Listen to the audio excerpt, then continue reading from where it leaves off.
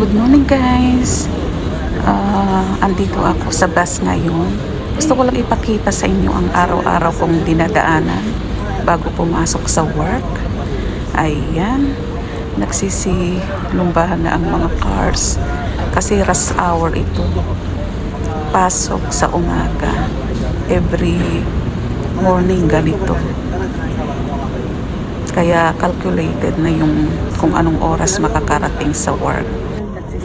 Along King Abdulaziz Road tayo ngayon.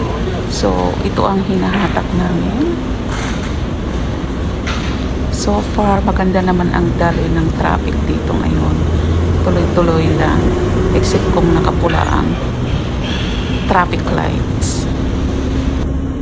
Mga 5 minutes drive lang from my accommodation to the work site.